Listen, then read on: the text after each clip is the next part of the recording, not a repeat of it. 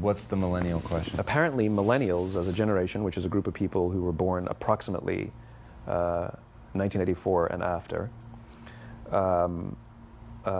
are tough to manage. And they're accused of being entitled and narcissistic and self-interested, unfocused, lazy. But entitled is the big one. And because they confound leadership so much, what's happening is leaders are asking the millennials, what do you want? And millennials are saying, we want to work in a place with purpose, love that. We want to make an impact, you know, whatever that means. We want free food and beanbags. And so somebody articulates some sort of purpose, there's lots of free food and there's beanbags, and yet for some reason, they're still not happy. And that's because they're missing, there's a missing piece. What I've learned is that I can break it down into 4 pieces, right? There are four things, 4 characteristics. One is parenting, the other one is technology, the third is impatience, and the fourth is environment. The generation that we call the millennials, too many of them grew up subject to, not my words, failed parenting strategies, you know? Where, for example, they were told that they were special all the time. They were told that they could have anything they want in life, just because they want it, right? They were told, some of them got into honors classes, not because they deserved it, but because their parents complained. And some of them got A's, not because they earned them, but because the teachers didn't want to deal with the parents. Some kids got participation medals. You got a medal for coming in last, right? Which the science we know is pretty clear, which is it devalues the medal and the reward for those who actually work hard. And it actually makes the person who comes in last feel embarrassed because they know they didn't deserve it, so it actually makes them feel worse, right? So you take this group of people, and they graduate school, and they get a job, and they're thrust into the real world, and in an instant, they find out they're not special, their moms can't get them a promotion, that you get nothing for coming in last, and by the way, you can't just have it because you want it, right? And in an instant, their entire self-image is shattered. And so you have an entire generation that's growing up with lower self-esteem than previous generations. The other problem, to compound it, is we're growing up in a Facebook, Instagram world. In other words, we're good at putting filters on things. We're good at showing people that life is amazing even though I'm depressed, right? And so everybody sounds tough, and everybody sounds like they got it all figured out. And the reality is there's very little toughness, and most people don't have it figured out. And so when the more senior people say, well, what should we do? They sound like, this is what you got to do. And they have no clue, right? So you have an entire generation growing up with lower self-esteem than previous generations, right? Through no fault of their own. Through no fault of their own, right? They were dealt a bad hand, right? Now let's add in technology. We know that engagement with social media and our cell phones releases a chemical called dopamine. That's why when you get a text, it feels good, right? So, you know, we've all had it where you're feeling a little bit down or feeling a bit lonely, and so you send out 10 texts to 10 friends, you know, hi, hi, hi, hi, hi, because it feels good when you get a response, right? Right? It's why we count the likes. It's why we go back 10 times to see if my Instagram is growing slower, did I do something wrong? Do they not like me anymore, right? The trauma for young kids to be unfriended, right? Because we know when you get it, you get a hit of dopamine, which feels good. It's why we like it. It's why we keep going back to it. Dopamine is the exact same chemical that makes us feel good when we smoke, when we drink, and when we gamble. In other words, it's highly, highly addictive, right? We have age restrictions on smoking, gambling, and alcohol, and we have no age restrictions on social media and cell phones, which is the equivalent of opening up the liquor cabinet and saying to our teenagers, hey, by the way, this adolescence thing, if it gets you down. But that's basically what's happening. That's basically what's happening, right? That's basically what happened. You have an entire generation that has access to an addictive, numbing chemical called dopamine through social media and cell phones as they're going through the high stress of adolescence. Why is this important? Almost every alcoholic discovered alcohol when they were teenagers. When we're very, very young, the only approval we need is the approval of our parents. And as we go through adolescence, we make this transition where we now need the approval of our peers. Very frustrating for our parents, very important for us. It allows us to acculturate outside of our immediate families into the broader tribe, right? It's a highly, highly stressful and anxious period of our lives, and we're supposed to learn to rely on our friends. Some people, quite by accident, discover alcohol and numbing effects of dopamine to help them cope with the stresses and anxieties of adolescence.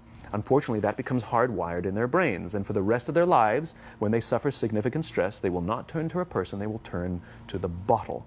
Social stress, financial stress, career stress, that's pretty much the primary reasons why an alcoholic drinks, right? What's happening is because we're allowing unfettered access to these dopamine-producing devices and media, basically it's becoming hardwired, and what we're seeing is as they grow older, too many kids don't know how to form deep, meaningful relationships. Their words, not mine. They will admit that many of their friendships are superficial.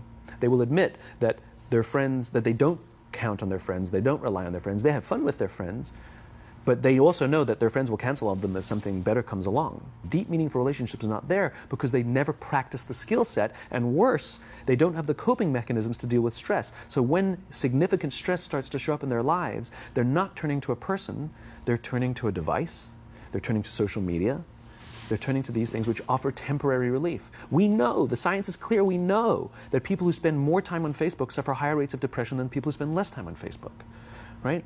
These things balanced. Alcohol is not bad, too much alcohol is bad. Gambling is fun, too much gambling is dangerous, right? There's nothing wrong with social media and cell phones. It's the imbalance, right? If you're sitting at dinner with your friends and you're texting somebody who's not there, that's a problem. That's an addiction. If you're sitting in a meeting with people you're supposed to be listening to and speaking, and you put your phone on the table, face up or face down, I don't care, that sends a subconscious message to the room that you're just not that important to me right now, right? That's what happens. And the fact that you cannot put it away is because you are addicted. Right? If you wake up and you check your phone before you say good morning to your girlfriend, boyfriend, or spouse, you have an addiction. And like all addiction, in time, it'll destroy relationships, it'll cost time, and it'll cost money, and it'll make your life worse. Right?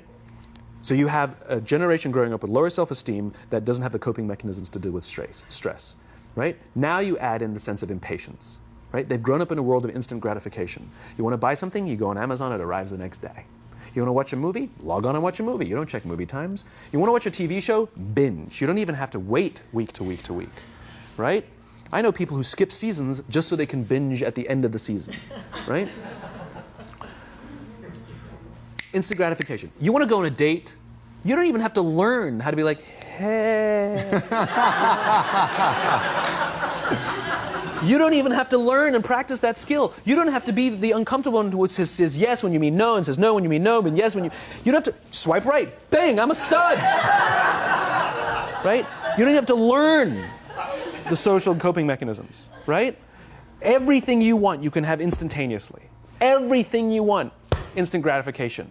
Except job satisfaction and strength of relationships, there ain't no app for that. They are slow, meandering, uncomfortable, messy processes. And so I keep meeting these wonderful, fantastic, idealistic, hardworking, smart kids. They've just graduated school. They're in their entry-level job. I sit down with them and I go, how's it going? They go, I think I'm going to quit. I'm like, why? They're like, I'm not making an impact. I'm like, you've been here 8 months. You know? It's as if they're standing at the foot of a mountain and they have this abstract concept called impact that they want to have in the world, which is the summit. What they don't see is the mountain. I don't care if you go up the mountain quickly or slowly, but there's still a mountain. And so what this young generation needs to learn is patience. That some things that really, really matter, like love, or job fulfillment, joy, love of life, self-confidence, a skill set, any of these things, all of these things take time. Sometimes you can expedite pieces of it, but the overall journey is arduous and long and difficult. And if you don't ask for help and learn that skill set, you will fall off the mountain, or you will, the worst case scenario, and we're already seeing it, the worst case scenario is we're seeing an increase in suicide rates, we're seeing an increase in this generation, we're seeing an increase in accidental deaths due to drug overdoses, we're seeing more and more kids drop out of school or take leaves of absence due to depression, unheard of. These are all, this is really bad. The best case scenario, those are all bad cases, right? The best case scenario is you'll have an entire population growing up and going through life and just never really finding joy. They'll never really find deep fulfillment in work or in life. They'll just waft through life and it'll be just, it's fine. How's your job? It's fine. The same as yesterday. How's your relationship? It's fine. Like that's the best case scenario. Which leads me to the fourth point, which is environment. Which is we're taking this amazing group of young, fantastic kids who were just dealt a bad hand. It's no fault of their own. And we put them in corporate environments that care more about the numbers than they do about the kids. They care more about the short-term gains than the long-term life of this young human being. We care more about the year than the lifetime, right? And so we are putting them in corporate environments that aren't helping them build their confidence, that aren't helping them learn the skills of cooperation, that aren't helping them overcome the challenges of a digital world and finding more balance, that isn't helping them overcome the need to have instant gratification and teach them the joys and impact and the fulfillment you get from working hard on something for a long time that cannot be done in a month or even in a year. And so we're thrusting to them in corporate environments, and the worst part about it is they think it's them. They blame themselves. They think it's them who can't deal. And so it makes it all worse. It's not. I'm here to tell them it's not them. It's the corporations. It's the corporate environments. It's the total lack of good leadership in our world today that is making them feel the way they do.